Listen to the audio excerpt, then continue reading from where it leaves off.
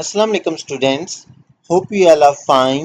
Students, आज हम bio class 9 chapter number 6 topic number 11 which is flow of genetic information from DNA to RNA and then to proteins पढ़ेंगे। So let's start. बच्चों, हमने कहा ना कि जो हमारी जेनेटिक इंफॉर्मेशन है यानी जीन्स है, वो सबसे पहले थ्रू ट्रांसक्रिप्शन डीएनए से हमारे पास कन्वर्ट हो जाते हैं आरएनए में। फिर थ्रू ट्रांसलेशन आरएनए क्या बना लेता है, प्रोटीन्स। ठीक है, तो कह रहा है कि ये जो जेनेटिक इन्फॉर्मेशन ट्रांसफर होती है या फ्लो होती है डीएनए से आरएनए में और देन टू प्रोटीन्स, ये कैसे होती है ये पढ़ेंगे। DNA genes contain information needed for synthesis of proteins. कह रहा है डीएनए या जीन्स होते हैं, उनके पास इंफॉर्मेशन होती है जो हमें रिक्वायर्ड होती है प्रोटीन की सिंथेसिस के लिए। The flow of biological information from DNA to RNA and from RNA to protein is known as central dogma of molecular biology or central dogma of life. ये जो इंफॉर्मेशन का flow है कहाँ से, DNA से RNA and RNA से protein, इसको हम क्या कहते हैं, ये सेंट्रल डोग्मा ऑफ लाइफ है। ठीक है, proteins are the main structural and functional molecules of living organism. कह रहे जो प्रोटीन्स हैं ये मेन स्ट्रक्चरल और फंक्शनल मॉलिक्यूल्स भी हैं लिविंग ऑर्गेनिज्म के। Correct primary structure of any protein is primarily determined by DNA. कह रहे हैं जो करेक्ट प्राइमरी स्ट्रक्चर होता है किसी भी प्रोटीन का, वो मेनली कौन डिटरमिन करता है, DNA. Protein synthesis take place in two sequential step. कह रहे हैं जो प्रोटीन की सेंसिस या फॉर्मेशन होती है ये दो स्टेप्स में होती है, आई ट्रांसक्रिप्शन एंड ट्रांसलेशन। वो दो स्टेप्स कौन कौन से हैं, transcription and translation. Together transcription and translation are known as gene expression. Transcription और ट्रांसलेशन को हम टुगेदर यानी इकट्ठे क्या कहेंगे, gene expression. First of all is will see what is transcription के ट्रांसक्रिप्शन क्या है। Transcription is the first step of gene expression that involves formation of RNA molecule from DNA. कह रहा है ट्रांसक्रिप्शन जो है वो जीन एक्सप्रेशन का फर्स्ट स्टेप होता है, जिसमें कहता है कि आरएनए मॉलिक्यूल बनता है एक डीएनए से। Both DNA strands of a gene unwind from each other. Only one strand of DNA is copied. Nucleotide sequence of one DNA strand is copied in the form of messenger RNA. Okay बच्चों, अब मैं बताता हूँ कि basically कि transcription में हमने कहा कि डीएनए से आरएनए बनता है। तो ये बनता क्या था, इसका प्रोसेस क्या है। तो कह रहा है कि जो जीन के दोनों जो स्टैंड है ना, पहले तो वो कायल हुए होते हैं आपस में। ठीक है, अब जब उसकी हमने क्या करनी है, ट्रांसक्रिप्शन करना है, उसके मैसेंजर आरएनए बनाना है, तो वो कैसे बनेंगे। सबसे पहले क्या होगा कि वो जो जीन है उसके दूसरे हैं वो अनवाइंड हो जाएंगे, ओपन हो जाएंगे। तो उसमें से आप दो स्ट्रैंड्स बन गए, एक को हम कोडिंग स्ट्रैंड कहेंगे जिसको हम क्या करेंगे, कॉपी करेंगे। ओनली वन स्टैंड ऑफ उन दोनों में से कह रहा है कि एक स्टैंड को हम कॉपी कर लेंगे।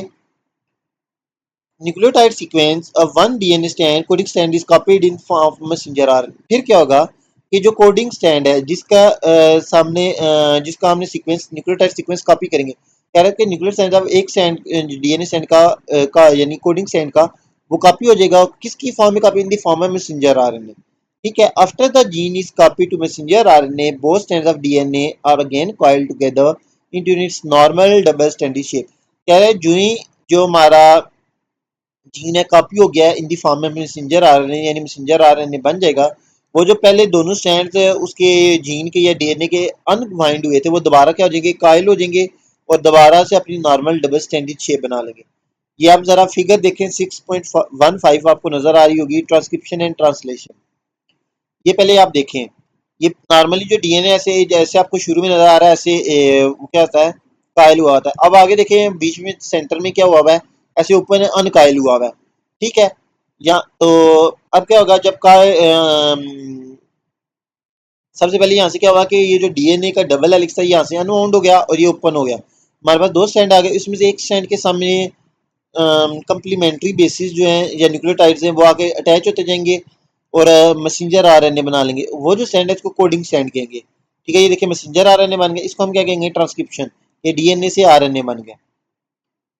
नेक्स्ट है translation. The messenger RNA synthesized in the nucleus of cell moves into cytoplasm where it binds to ribosome. कह रहा है वो मैसेंजर आरएनए जो न्यूक्लियस में बना है वो साइटोप्लाज्म में चला जाएगा और वहां पे जाके राइबोसोम के साथ बाइंड कर जाएगा. The messenger RNA message codes is translated by ribosomes which link amino acid to form polypeptide chain with specific sequence of amino acid. अब कह रहे हैं जो मैसेंजर आरएनए का मैसेज या कोड होंगे उनको ट्रांसलेट कौन करेगा? राइबोसोम करेगा जो उनके साथ लिंक करेगा अमीनो एसिड क्या बनाने के लिए? एक polypeptide chain with specific number sequence of amino acid. Different type of transfer RNAs transfer amino acid to ribosome as per sequence of codes in messenger RNA. उसके अलावा कह रहा है कि जितने डिफरेंट टाइप के जो ट्रांसफर आरएनए होंगे वो क्या करेंगे? अमीनो एसिड को ट्रांसफर करते जाएंगे राइबोसोम्स को as per sequence of code in messenger RNA के जैसा सीक्वेंस होगा मैसेंजर आरएनए का. ठीक है. फिर अगर आप देखें दोबारा फिगर 6.15 में जब मैसेंजर बन गया तो वहां से वो पहले वो देखें ये जो डॉटेड लाइन ब्राउन कलर की जो ये न्यूक्लियस है वहां से वो जो मैसेंजर आरएनए न्यूक्लियस बना है वहां से वो बाहर आ गया साइटोप्लाज्म में. वहां से इस मैसेंजर आरएनए की ट्रांसलेशन होगी और क्या बन जाएगी? प्रोटीन. तो ये जो प्रोसेस है process of farming of RNA from DNA is called transcription and process of formation of protein from mRNA or RNA is called translation. कि डीएनए से आरएनए के बनने के प्रोसेस को ट्रांसक्रिप्शन कहेंगे और आरएनए से प्रोटीन बनने के प्रोसेस को हम क्या कहेंगे? ट्रांसलेशन. तो ये हमारी फाइनली क्या बन जाएगी? प्रोटीन. सो स्टूडेंट्स हमारे टॉपिक कंप्लीट हो चुका है. ये चैप्टर भी कंप्लीट हो चुका है. होपफुली आपको समझ आ गया होगा. If you have any doubt you can ask in comment section. Please like share and subscribe my YouTube channel. Thank you.